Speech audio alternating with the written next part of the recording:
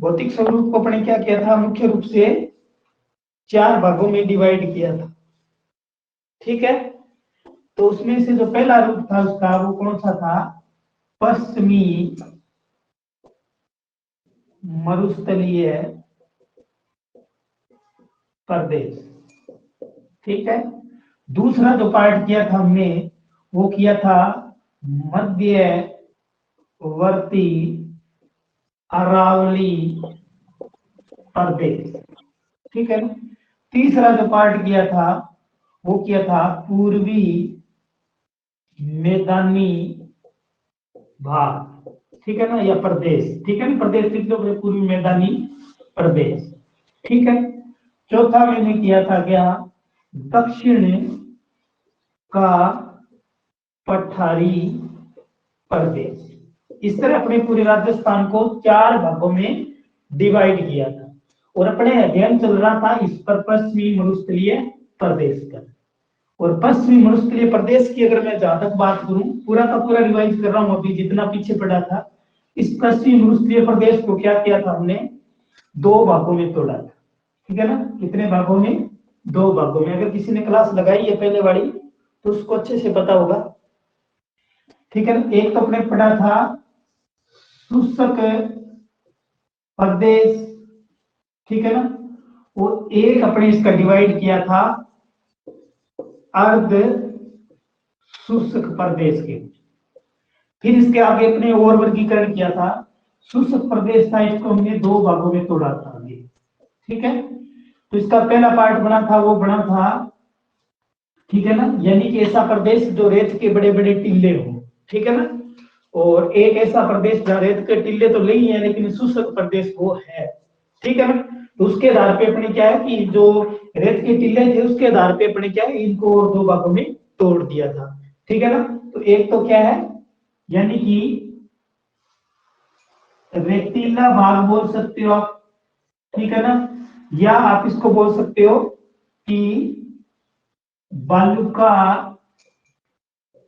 स्तूप युक्त प्रदेश, यानी कि ऐसा एरिया जहां रेत के बड़े बड़े टीले। दूसरा इसका जो भाग किया था वो किया था बालुका मुक्त प्रदेश। ठीक है ना, बालुका मुक्त प्रदेश।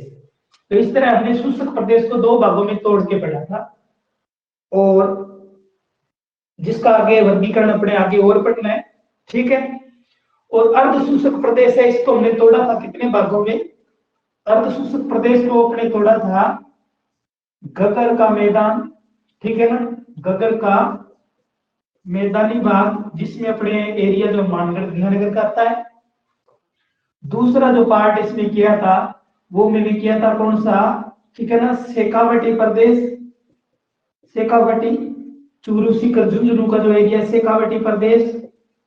और इसमें तीसरा पार्ट जो मैंने किया था लगभग राजस्थान का मध्यवर्ती भाग, यानी कि नागौरी उच्च भूमि, अजमेर से थोड़ा इधर अपने नागौर की तरफ नागौरी उच्च भूमि। और चौथा जो पार्ट किया था इसका वो किया था गोडवाड़ प्रदेश, गोडवाड़ प्रदेश। क्या इतनी बातें आपको याद आई?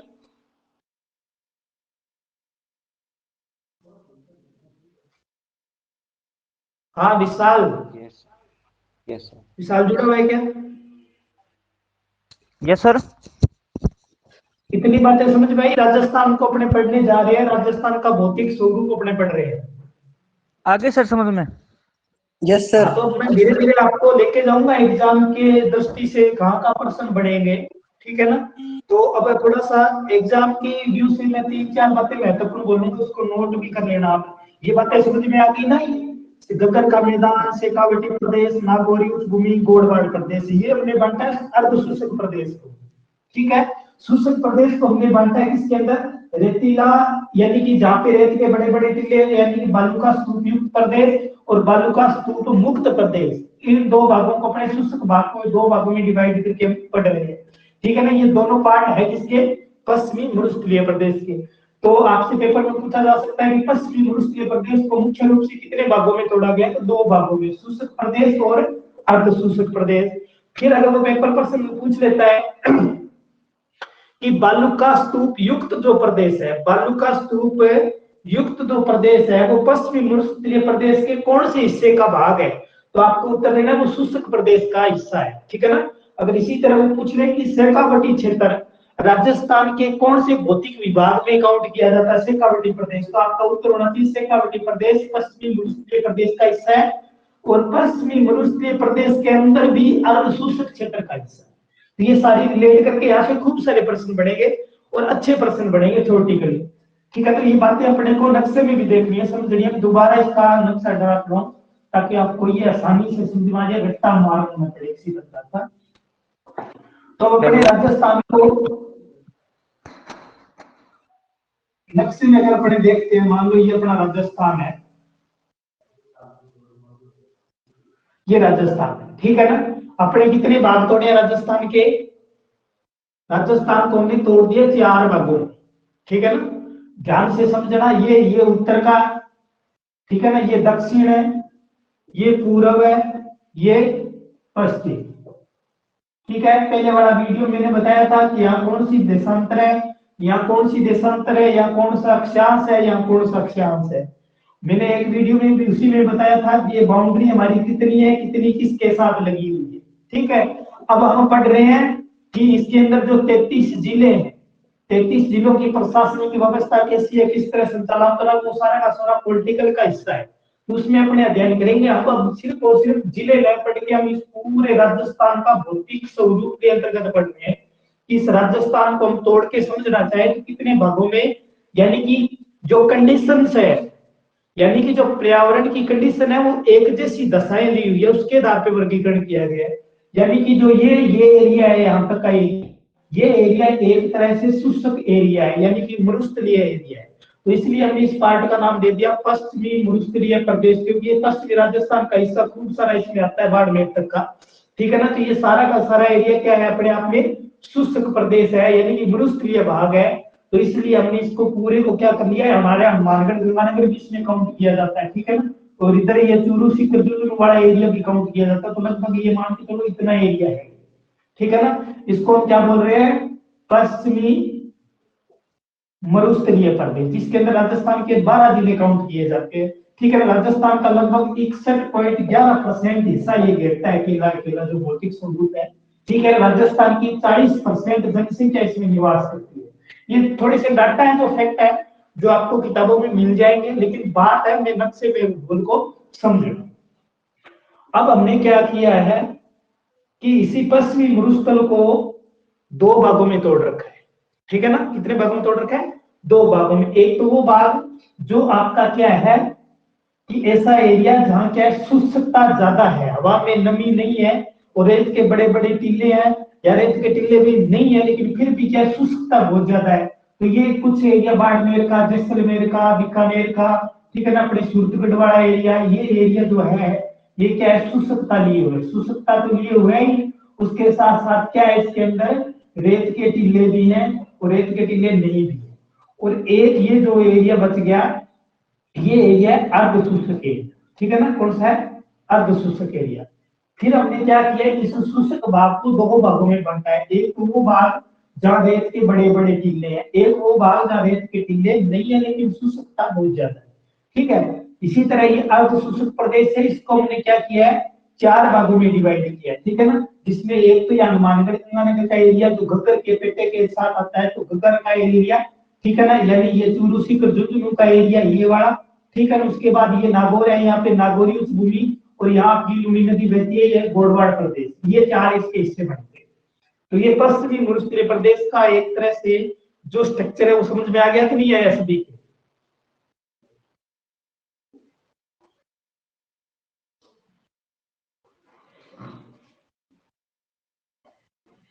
जो पहली बार जीके पढ़ रहे हैं उनके लिए है कि आप जितनी बातें समझाई है वो समझ में आ गई कि नहीं आई?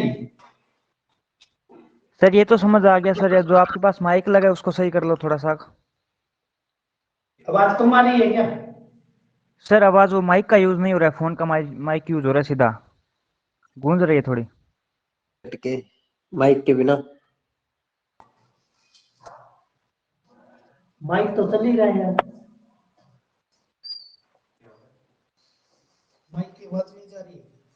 आवाज कम ज्यादा तो नहीं? नहीं।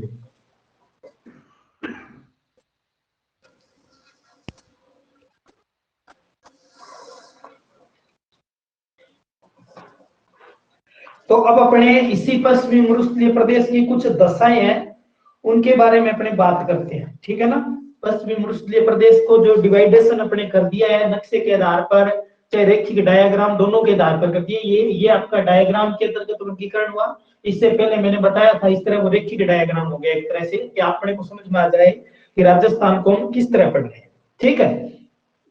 अब देखो ये जो अपना राजस्थान का मरुस्थलीय जो भाग है, जिसको हम पश्चिमी मरुस्थल प्रदेश कहते हैं, ये जो हिस्सा है वो क्या है, एक्चुअल के अंदर है जो अफ्रीका का जो मरुस्थल है, ठीक है ना, अफ्रीका का जो मरुस्थल है उसी का ही एक भाग माना जाता है, ठीक है ना। ये प्रश्न बहुत बार पेपर में पूछा गया है कि जो पश्चिमी मरुस्थलीय प्रदेश है ये एक्चुअल में क्या है, अफ्रीका का जो मरुस्थल है उसी का ही हिस्सा माना जाता है। ये बात ध्यान रखनी है अपने को। थोड़ी सी स्पीड कम करो।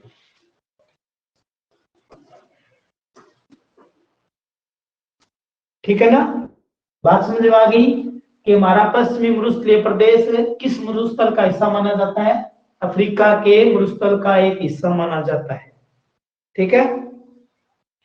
और डाटा मैंने बता ही दिया कि 40% की यहाँ जनसंख्या निवास करती है, 61.11% के लगभग का क्षेत्र इसमें कवर होता है अपने राजस्थान का।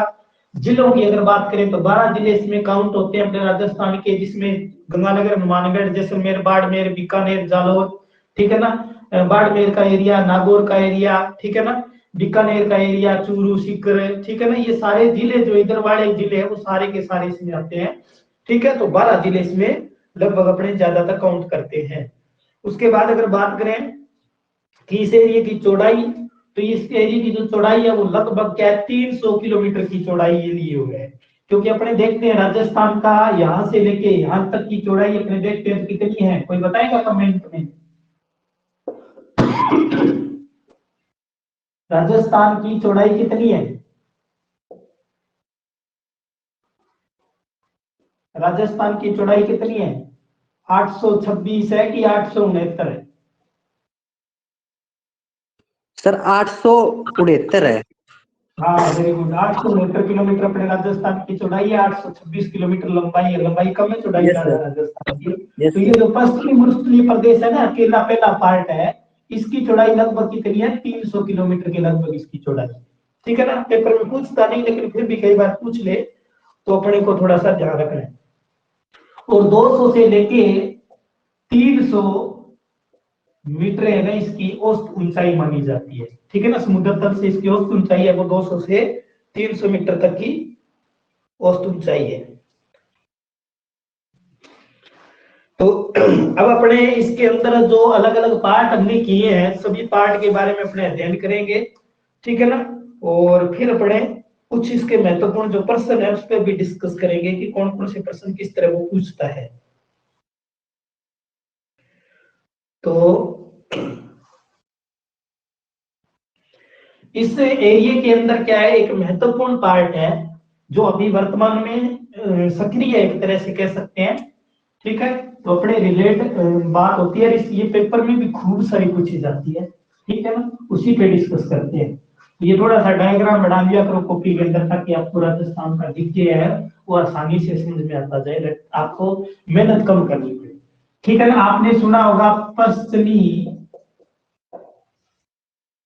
विक्षोभ, पश्चिमी विक्षोभ। अगर ये शब्द आपके लिए नया है तो एक शब्द आपने जरूर सुना होगा अपने घर वालों के मुंह से, मावठ, ठीक है ना, मावठ। ये राजस्थानी वर्ड है मावठ, ठीक है ना।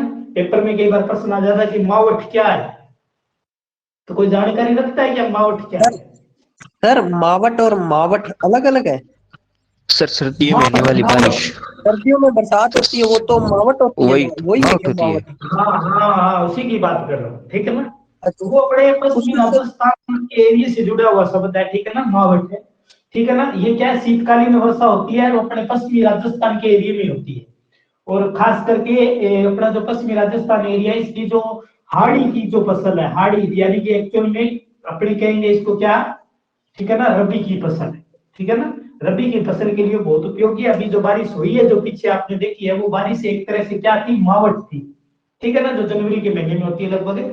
तो ये पश्चिमी विक्षोभ के कारण होती है। पश्चिमी विक्षोभ में क्या होता है, जो भूमध्य सागर है, ठीक है ना, भूमध्य सागर में उसमें क्या है, ये मानसून बढ़ता है और वो अपने पश्चिमी क्षेत्र से अपने तरफ एंट्री करता है, इसलिए इसका नाम है पश्चिमी विक्षोभ, ठीक है ना। तो भूमध्य सागर से आने वाली ये यानी कि हवाएं होती है, जो आर्द्रता लिए होती है और पश्चिमी राजस्थान में बारिश करती है, जिसको स्थानीय भाषा में क्या कहा जाता है, मावठ कहा जाता है, ठीक है। तो पेपर में अगर आ गई मावठ के बारे में तो लिख दोगे आसानी से कि मावठ क्या है, तो शीतकालीन में होने वाली बारिश है, कौन से एरिया में होती है, राजस्थान के पश्चिमी राजस्थान में होती है, ठीक है ना, और ये एक्चुअल में रबी की फसल के लिए लाभदायक मानी जाती है, ठीक है। किस कारण होती है सर? हैं? किस कारण होती है ये? ये मावठ होती है, भूमध्य जो सागर है ना, भूमध्य सागर, उसका मानसून होता है एक तरह से, पश्चिमी क्षेत्र से विक्षोभ उठता है। विक्षोभ का मतलब होता है एक तरह से, जिस तरह तूफान नहीं उठता क्या, उस तरह का विक्षोभ बनता है एक तरह। तो भूमध्य सागर में ये विक्षोभ उठता है और ये अपने राजस्थान का जो पश्चिमी क्षेत्र है उस पर बारिश करता है, ठीक है ना। और इस बारिश के साथ से पहले क्या है कि शीतलहर भी आती है, ठीक है ना, शीतलहर भी आती है जो हिमालय से आती है। ये थोड़ा सा पश्चिमी नया हिमालय कह सकते हैं, नया अपना इधर है, क्योंकि अपने राजस्थान का पश्चिमी जो एरिया है, ठीक है ना, ये पश्चिमी एरिया क्या है कि एक्चुअल में क्या है, मरुस्थल है, ये अफ्रीका तक जाता है।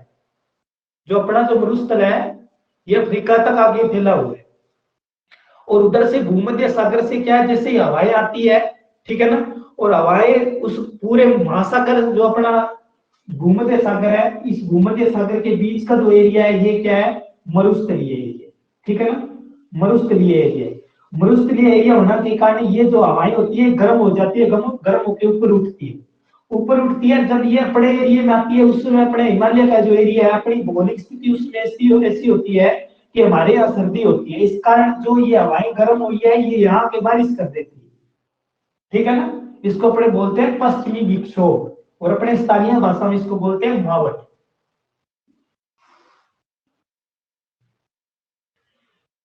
ठीक है। समझ में आ गई कि नहीं आई? जी सर। अब अपने और बात करते हैं कि इसी पश्चिमी मरुस्थल प्रदेश की और महत्वपूर्ण चीजें क्या है जो पेपर में पूछी जाती है, ठीक है ना, महत्वपूर्ण सभी चीजों पर अपने बातें करते चलेंगे आगे। एक होता है दोगड़ा, ठीक है ना, एक शब्द है दोगड़ा, दोगड़ा। दोगड़ा क्या होता है?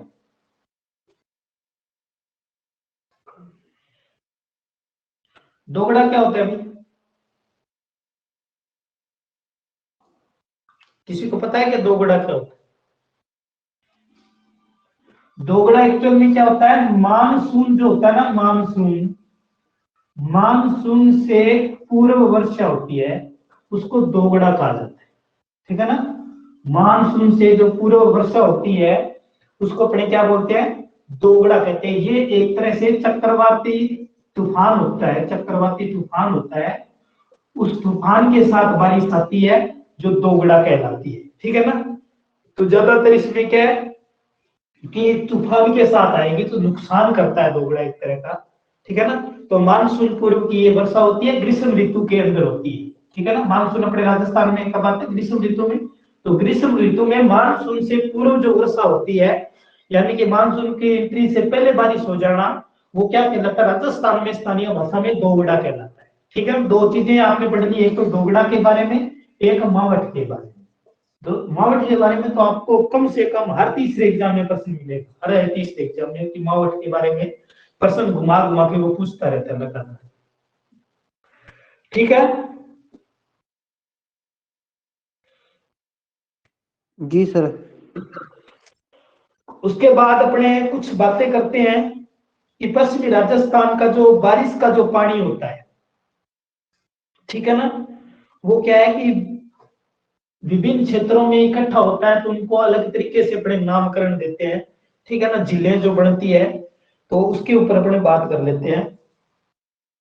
तो अब मान लो कि एक बालू का स्तूप है, ठीक है ना, क्या है, बालू का स्तूप है, यानी कि एक रेत का टीला है, फिर एक रेत का टीला, ये समानांतर रेत का टीला, ये बीच का एरिया ये पक्का होता है, ठीक है ना, खड़ी जिसको अपने बोलते हैं। अगर आप सूरतगढ़ के ढोरों में गए हो, ठीक है ना, तो आपको ऐसी जगह मिलेगी, पक्की जगह, ठीक है। अब जैसे बारिश का पानी आएगा तो पानी यहाँ इकट्ठा हो जाएगा, ठीक है ना, पानी जो वर्षा का पानी है वो इकट्ठा हो जाएगा, एक तरह से झील का रूप ले लेगा, ठीक है ना, इसको बोलते हैं पलाया झील।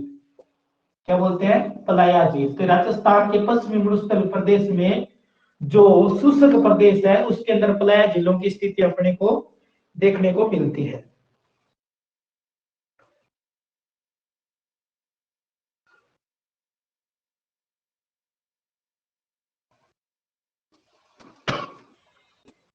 तो पलाया झीलें समझ में आ गई? ठीक है। अब जी सर। पलाया झीलें क्या है कि जैसे बारिश के टाइम में तो यह पानी रुक गया, ठीक है ना, यहाँ जो मान लो कि बीच का जो एरिया नीचे वाला पक्का एरिया है, तो बारिश के टाइम में तो यहाँ पानी रुक जाता है, जब मानसून निकल जाता है तो पानी धीरे धीरे सूख जाता है। तो ये भूमि क्या होती है, कृषि के लिए उपजाऊ होती है, ठीक है ना, कृषि की जा सकती है क्योंकि मिट्टी के अंदर नमी है खूब सारी।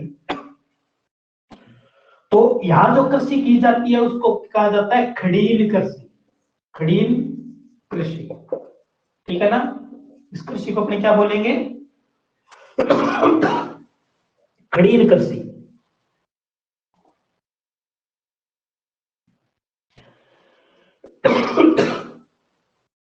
तो यानी कि एक तरह से ये जो पलाए जिले हैं इसको अपने खड़ील भी बोल सकते हैं, ठीक है ना। तो पेपर में आ गया कि खड़ील क्या है।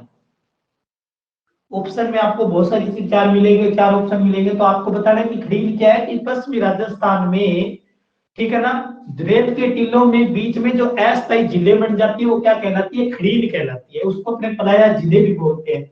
और जब पानी सूख जाता है तो वहां कृषि जो की जाती है उस कृषि को अपने बोलते हैं खड़ील कृषि।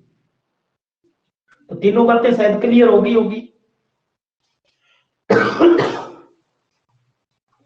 ठीक है ना। पानी स्टोर करने की परंपरागत विधि है ये खड़ील विधि। तो पश्चिमी राजस्थान में पानी की कमी है, इस कारण ये चीजें ज्यादा है, इसलिए इन पे प्रश्न वो पूछता रहता है। उसके बाद में राजस्थान के अंदर पश्चिमी मरुस्थल जो प्रदेश है उसमें जैसलमेर जो आपका एरिया, अपने जैसलमेर जिला है, तो जैसलमेर के अंदर क्या है कि पोखरण जो है, जैसलमेर का पोखरण एरिया, ठीक है ना, ध्यान से सुनना, पेपर में आता रहता है ये कि जैसलमेर जिला है, जैसलमेर जिले में पोखरण जो है, पोखरण से लेके मोहनगढ़ का जो एरिया है, मोहनगढ़ का जो एरिया है, ये एरिया क्या कहलाता है? लाठी सीरीज कहलाता है। क्या कहलाता है? लाठी सीरीज। पेपर में आ जाए कि लाठी सीरीज कौन से जिले में है, तो जैसलमेर में। और एरिया का अगर पूछ ले तो आपको बता देना है कि जैसलमेर में पोखरण से लेके मोहनगढ़ के बीच का जो एरिया है, ठीक है ना, लगभग ये 50-60 किलोमीटर का एरिया है जो आपका लाठी सीरीज के रूप में जाना जाता है। तो अब अपनी बात करते हैं कि लाठी सीरीज है क्या एक्चुअल, कि लाठी सीरीज एक्चुअल में है क्या। तो ये क्या है? एक तरह से भूगर्भीय जल प्रपट्टी, ठीक है ना, भूगर्भीय जल प्रपट्टी, ठीक है ना, जल पट्टी है एक तरह से, यानी कि धरातल के अंदर पानी है, ठीक है ना, वो एक निश्चित एरिया के अंदर है। और इस एरिया में क्या है कि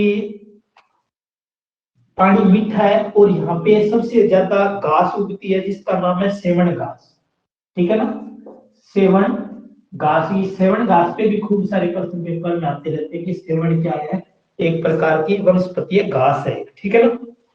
तो सेवन घास सबसे ज्यादा राजस्थान में कहाँ होती है? जैसलमेर एरिया में। और अगर क्षेत्र पूछे तो लाठी सीरीज क्षेत्र, यानी कि पोखरण से लेके मोहनगढ़ के बीच का एरिया है, वहां ये घास अपने को ज्यादा देखने को मिलती है, ठीक है ना। पता चला कि नहीं चला? जी सर।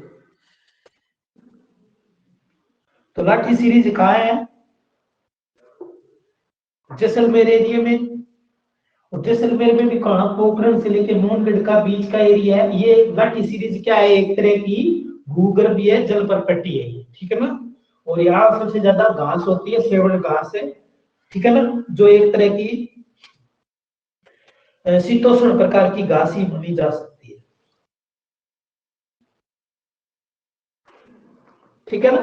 तो पारिस्थितिकी संतुलित करने में इससे लाठी सीरीज का महत्वपूर्ण योगदान है। तो इसलिए लाठी सीरीज पे पेपर में प्रश्न वो पूछता रहता है।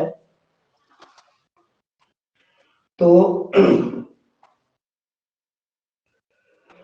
सेवण घास की अगर मैं बात करूं तो सेवण घास जो है एक्चुअल में क्या है कि पश्चिमी राजस्थान में जैसलमेर एरिया में होने वाली जो ये घास है ये प्रोटीन युक्त है। ये इसमें प्रोटीन की मात्रा खूब सारी है, इसलिए पशु इसको बड़े चाव से खाते हैं, ठीक है ना।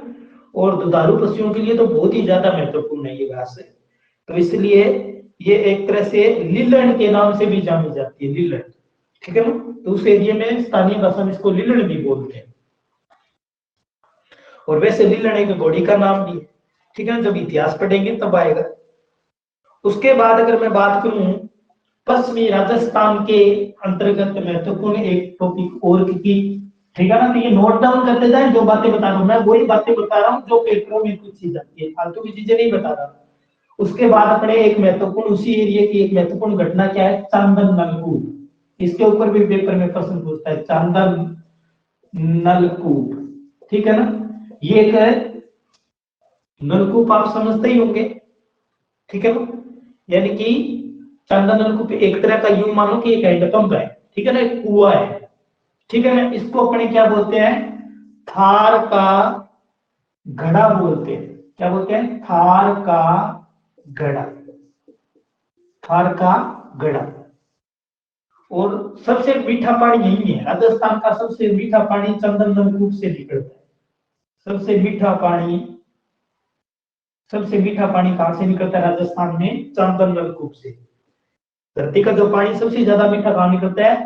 चंदन नलकूप। जैसलमेर के अपने जैसलमेर से निकलते हैं, अपनी तरफ आते हैं तो लगभग जैसलमेर से लगभग 30-40 किलोमीटर चलने के बाद चांदन गांव आता है, चांदन गांव, उसके अंदर ये कुआं खुदा हुआ है जिसका नाम है चांदन नलकूप। इसको अपने थार का गड़ा भी कहते हैं, ठीक है ना।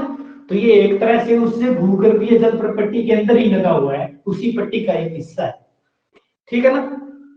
उसके बाद में महत्वपूर्ण बात करें इसी पश्चिमी मूलस्थल प्रदेश की, यह समझ में आ गया क्या चांदन नलकूप? चांदन नलकूप समझ में आया कि नहीं आया? जी सर आ गया। यस सर, समझ में आया। क्या है चंदन नलकूप? चंदन नलकूप क्या है? सबसे मीठा पानी निकलता है इसमें। हाँ, एक कुआं है, मतलब ये यानी राजस्थान के अंदर जैसलमेर के पास में, ये जैसलमेर जिले में है, ठीक है ना। कई बार पेपर पूछ लेता है, सीधे पूछ ले कि चंदन नलकूप कौन से जिले में स्थित है, तो आपको उत्तर देना जैसलमेर में है। कब से पूछ ले राजस्थान के थार का घड़ा किसे कहा जाता है, तो चंदन नलकूप को कहा जाता है। इसकी विशेषता क्या है कि यह मीठा पानी निकलता है। और ये जो भूगर्भीय जल प्रपट्टी मैंने बताई थी लाठी सीरीज, उसी के अंतर्गत ही आता है, ठीक है। सर ये एक ही है या फिर पूरे एरिया में है? नहीं, एक कुआं लगा हुआ है, जिस तरह अपने खेत में कुआं नहीं होता था, इस तरह पानी तो उस एरिया में मीठा ही है, लेकिन ये कुएं की विशेषता है कि इसका पानी बहुत मीठा है। ठीक सर। अब अपने बात करते हैं जैसलमेर एरिया की एक महत्वपूर्ण और चीज की, अक्कल वुड फॉसिल पार्क। अक्कल वुड फॉसिल पार्क, ये भी जैसलमेर एरिया के अंदर है, जैसलमेर जिले के अंतर्गत ही आता है अक्कल वुड फॉसिल पार्क, ठीक है। तो जैसलमेर के जो अक्कल गांव है, ठीक है ना, ये गांव का नाम है अक्कल। इस गांव के पास में प्राचीन काल के जीवाश्म मिले, ठीक है ना। क्या मिले? जीवाश्म। और वो भी किसके? लकड़ी के। यानी कि राजस्थान में ही नहीं पूरे भारत में अगर सबसे प्राचीन लकड़ी के अगर कहीं प्रमाण मिले हुए हैं तो वो अक्कल गांव में मिले हुए हैं जैसलमेर। इसलिए इस एरिया को अपने बोलते हैं अक्कलवुड फॉसिल पार्क, यानी कि लकड़ियों के अवशेष, प्राचीन पेड़, पुराने, काफी टाइम के पुराने। तो ये भी पेपर में पूछ लेता है वो बहुत बार, ठीक है ना, कि राजस्थान में प्राकृतिक वनस्पति के सबसे पुराने अवशेष कहाँ पाए गए, तो जैसलमेर जिले में पाए गए, अक्कल गांव के अंदर, ठीक है। तो ये समझ में आ गया। अक्कलवुड फॉसिल पार्क कहाँ है, जैसलमेर जिले में। अब 10-15% मैंने बता दिया आपको धीरे धीरे एक एक करके, और यही प्रश्न रिपीट होते हैं पेपर में। उसके बाद में अपने बात करते हैं रेत के जो टीले हैं, ठीक है ना, उसके ऊपर।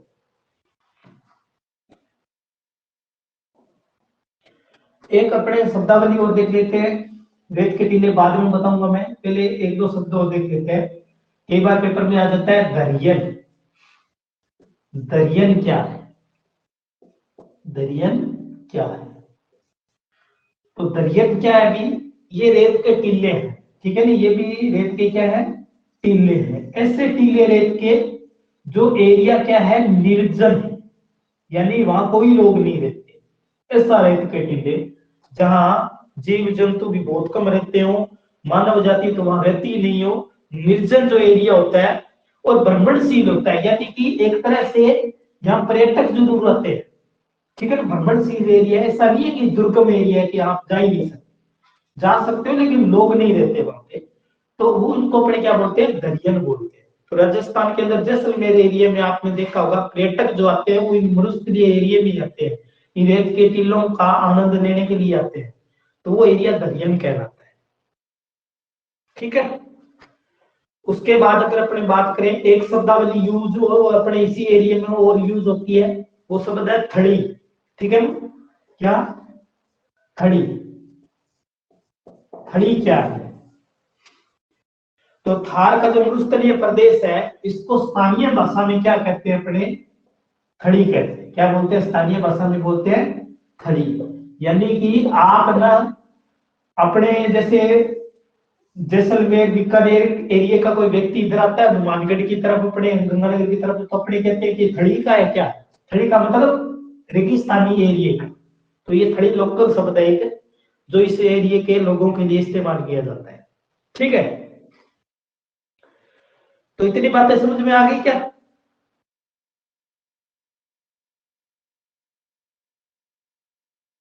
Yes sir. तो कुछ शब्दावली मैंने बताई जो महत्वपूर्ण थी, उस पर अपने चर्चा कर चुके हैं। अब अपने को पश्चिमी मरुस्थलीय प्रदेश के अंतर्गत और क्या विशेषताएं हैं, ठीक है ना, उसको भी अपने देखना है।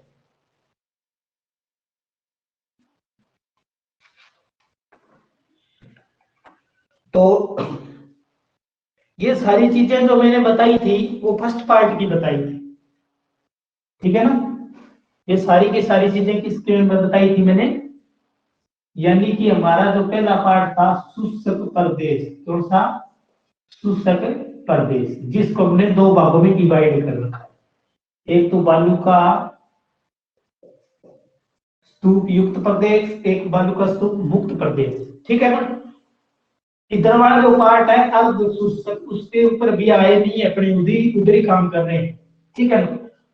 अब अपन थोड़ा सा बात कर लेते हैं, जो पश्चिमी मरुस्थलीय प्रदेश है, उस पश्चिमी मरुस्थलीय प्रदेश के अंदर जो बालू का स्तूप वाला जो एरिया है, ठीक है ना, बालू का स्तूप वाला जो एरिया है, उस बालू का स्तूप में जो रेत के टीले अपने को दिखते हैं, उनकी स्थितियां क्या है, उनके क्या नामकरण किए हुए हैं, उसके ऊपर अपन चर्चा करते हैं। महत्वपूर्ण पार्ट है जहां से पेपर में प्रश्न अक्सर पूछे जाते हैं,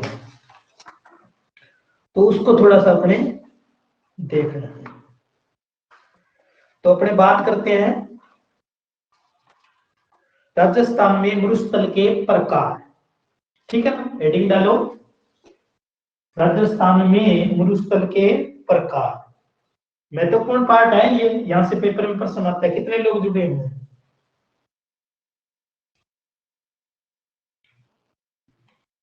हेडिंग डाली क्या?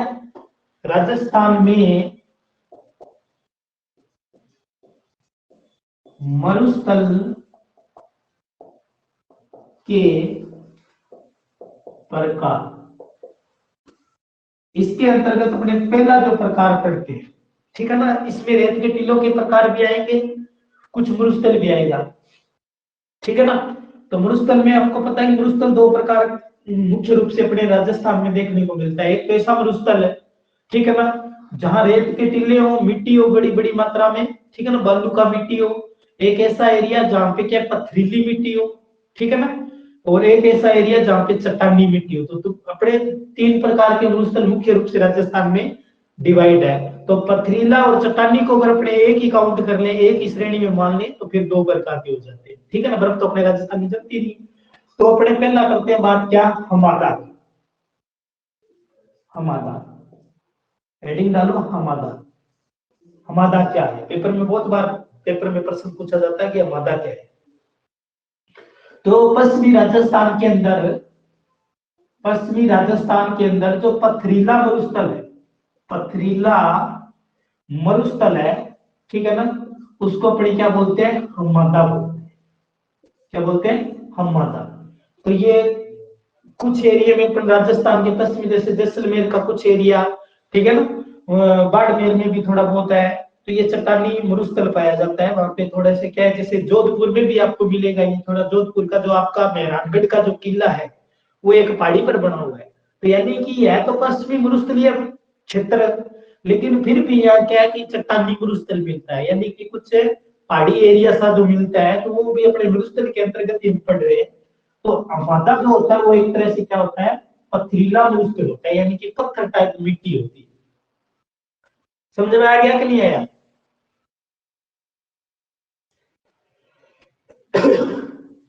हमादा समझ में आया कि नहीं आया?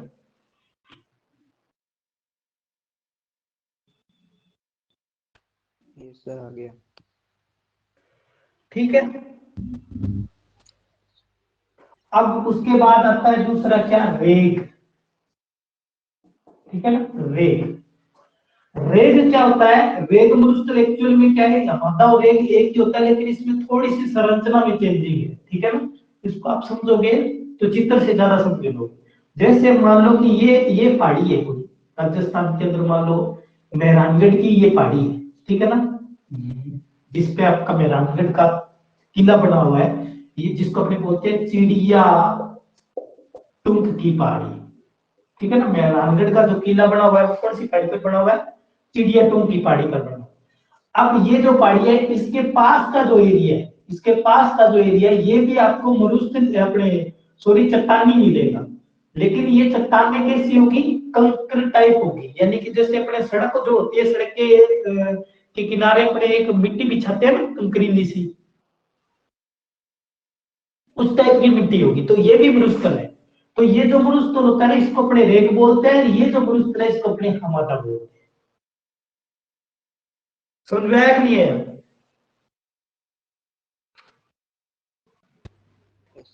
हमादा और रेग में अंतर पता चल रहा है कि नहीं चल रहा? नो सर, नहीं पता चल रहा। नहीं पता चल रहा।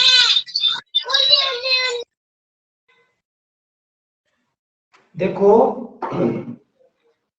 मान लो कि ये एक पहाड़ी है, ठीक है, ये एक पहाड़ी है। अब इस पहाड़ी के इस एरिया में ये एक रेत का टीला है, ठीक है। एक ये क्या है, रेत का टीला। ये तीन मरुस्थल है अपने पास, देखो। अब ये जो पहाड़ी है, ये जो चट्टानी भाग है, ये तो एकदम ज्यादा हार्ड है, यानी कि इसमें जो परतें हैं वो क्या है कि कठोर है। एक तो ये मरुस्थल है, एक इसके पास का एरिया, यानी कि इसके आसपास का एरिया जो ये एरिया है, एक ये है, एक ये रेत का टीला है। तो ये रेत के टीले को तो अपने पढ़ ही गए, यानी कि रेत का टीला है, ये मरुस्थल तो अपने अलग से पढ़ ही रहे हैं, रेत के टीले पढ़ेंगे, ये पथरीला मरुस्थल अपने पढ़ रहे हैं। अब ये जो मरुस्थल है इसको तो अपने बोल रहे हैं क्या, हमादा। क्या बोल रहे हैं? हमादा।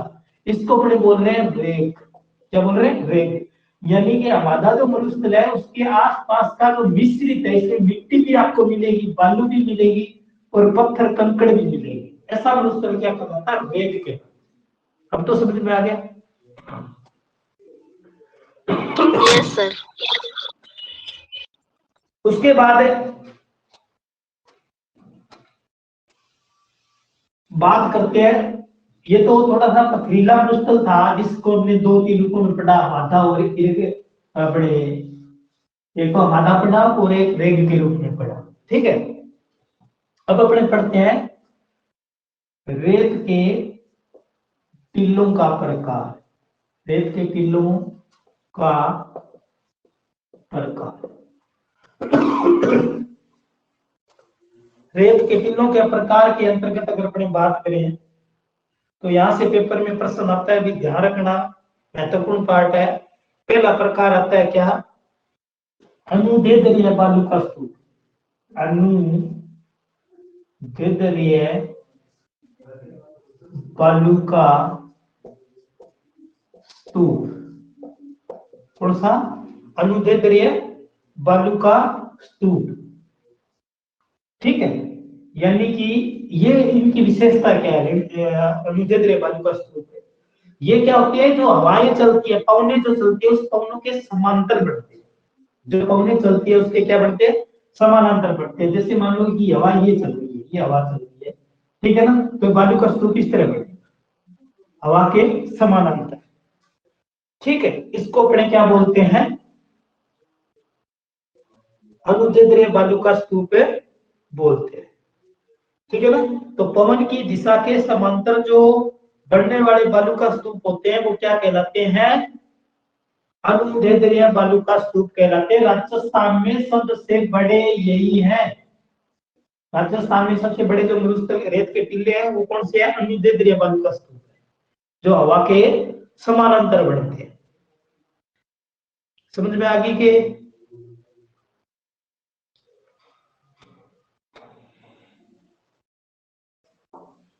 ठीक है। उसके बाद दूसरा बालू का स्तूप अपने पढ़ते हैं, जो आता है आपका अनुप्रस्थ बालू का स्तूप।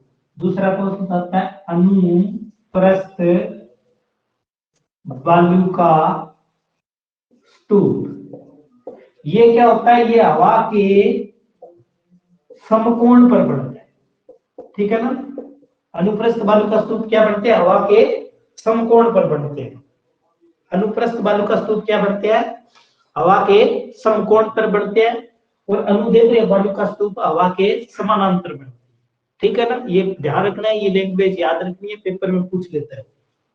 समझ में आ गई कि नहीं आई? अनुदैर्ध्य बालू का स्तूप, अनुप्रस्थ बालू का स्तूप। अनुदैर्ध्य बालू का स्तूप वो होता है जो हवा के समांतर, जैसे हवा चल रही है उसी के समांतर में रेत का टीला बढ़ जाए। ठीक है ना, और एक मान लो कि हवा जो चल रही है उसके समकोण बढ़ना बालू का स्तूप है, वो क्या कहलाता है? अनुप्रस्थ बालू का स्तूप कहलाता है।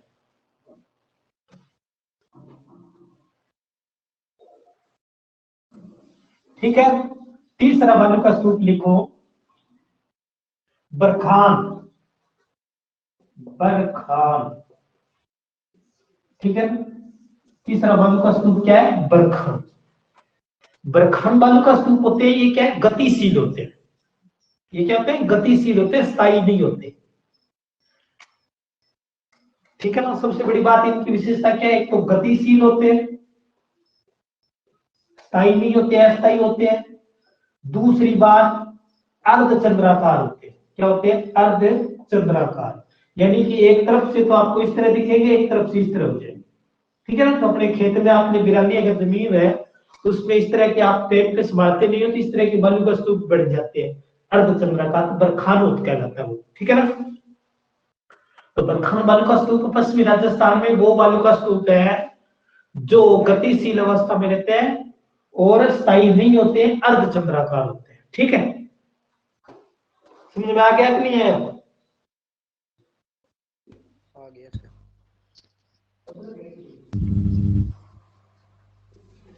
तो राजस्थान में सर्वाधिक बालू का स्तूपों की अगर बात करें तो बरखानी देखने को मिलते हैं। सबसे ऊंचे जो मिलते हैं वो अनुदैर्ध्य मिलते हैं और सबसे ज्यादा मात्रा में जो मिलते हैं वो बरखान प्रकार के या अर्धचंद्राकार बालू का स्तूप राजस्थान में सबसे ज्यादा देखने को मिलते हैं। उसके बाद कुछ अन्य प्रकार और भी है महत्वपूर्ण, तो ये 3-4 एक प्रकार है, लेकिन कुछ और प्रकार है उनको भी देख लो। जैसे एक प्रकार इसका ये भी है, ठीक है, तारा बालू का स्तूप है, तारा बालू का स्तूप, यानी कि तारे जैसी आकृति में बनेगा इस तरह, ठीक है, इस तरह का जो बालू का स्तूप होता है वो तारा बालू का स्तूप का रहता है। एक पैराबोलिक भी होता है, ठीक है ना, एक इसका प्रकार क्या होता है, पैराबोलिक। तो आपने ड्राइंग बनाई होगी तो उसमें पता होगा आपको पैराबोलिक का मतलब इस तरह का, ठीक है ना। तो इस तरह के बालू का स्तूप भी अपने को देखने को मिलते हैं, ठीक है। महत्वपूर्ण ज्यादा कौन से है, अनुदैर्ध्य, अनुप्रस्थ और बरखान, तीनों पे ज्यादा प्रश्न पेपर में पूछे जाते हैं। तो समझ में आया कि नहीं आया?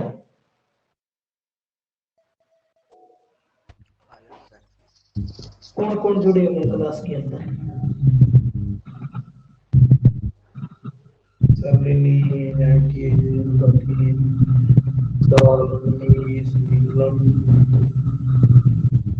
आज समझ में आई है कि क्लास पूरी? Yes sir. यानी कि जो बालू का स्तूप है उनके प्रकार में आपके जो स्टार्टिंग के 3 प्रकार, एक बार जो टॉपिक आप पढ़ रहे हो वो एक बार कोई गाइड आपके पास जो भी है उसमें से पढ़ना, ठीक है ना। उसके बाद थोड़ा सा आपको उसमें चीजें समझ में आएगी, फिर उसके बाद उसको दोबारा देखना वीडियो को, फिर ज्यादा समझ में आएगी, ठीक है ना।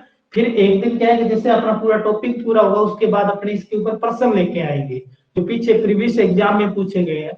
तो वो जैसे अपने पास 100-150 प्रश्न आएंगे उनको अपने देखेंगे तो अपने समझ में आएगा कि पेपर का पैटर्न क्या रहता है, प्रश्न किस तरह पूछे जा रहे हैं और हमें किस तरह इस चीज को पढ़ना है, ठीक है ना। बार बार जीके की सबसे बड़ी विशेषता यही है कि जीके को बार बार रिवाइज करना पड़ता है। जीके अगर तैयार करना है तो एक बार नहीं 1000 बार पढ़ना पड़ेगा, तब जाके कोई चीजें डाटा आपके दिमाग में स्थायी रहेगा। तो एक बार में आप फर्स्ट टाइम पढ़ रहे हो तो थोड़ा सा ये है कि आपको ये चीजें लग रही है कि यार यहाँ तो रेत के टीलों के प्रकार भी अपने को याद रखने पड़ेंगे, ठीक है ना, पानी जहाँ रुक रहा है उसको भी याद रखना। तो बहुत सारी चीजें कल्चर में तो बहुत सारी चीजें आएंगी जो अपने को समझनी पड़ेगी, याद रखनी पड़ेगी। तो अनुदैर्ध्य,